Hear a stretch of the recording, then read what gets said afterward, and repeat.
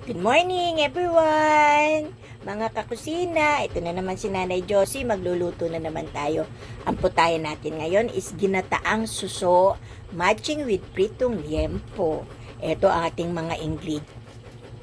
Sili, luya, tsaka bawang, gata. Ito ang suso. Kahapon pa namin binili yan. Binabad ko na, nilinis na. Ngayon pinutulan na yung dulo. And kangkong. Sa kangkong, anak, pagpitas nyo, wag nyo kagad i-ano. Ito okay na. Nagisa na natin ng itong bagoong. Lalagyan natin siya ng konting gata ngayon.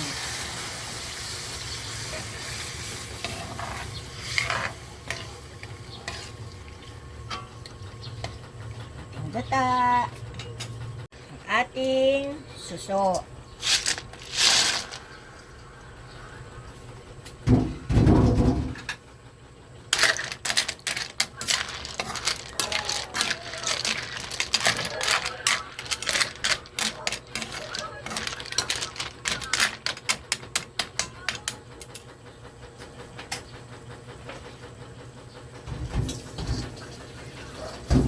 Sasabay na natin ngayon ang kangkong para masarap ang pagkakalambot ng kangkong.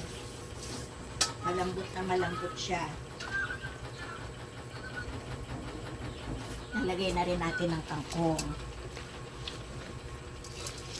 Para habang nakukurta yung gata, maganda na ang pagkakaluto ng kangkong.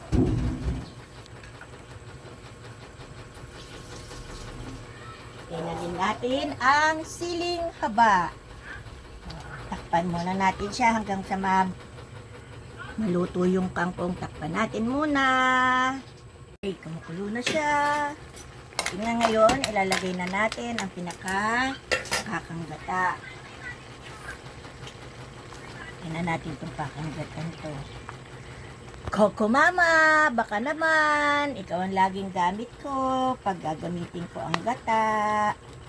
Dahil gustong gusto kong gamitin ng Coco Mama, puro siya. Hindi katulad nung nabibili sa palengke, may halong tubig. Ito, concentrated na, pero at least, masarap.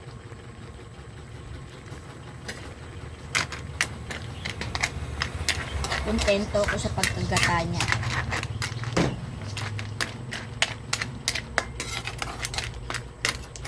Hintayin na lang natin siya maluto. Okay. Okay na. Finished product. Mamaya kakain tayo ha.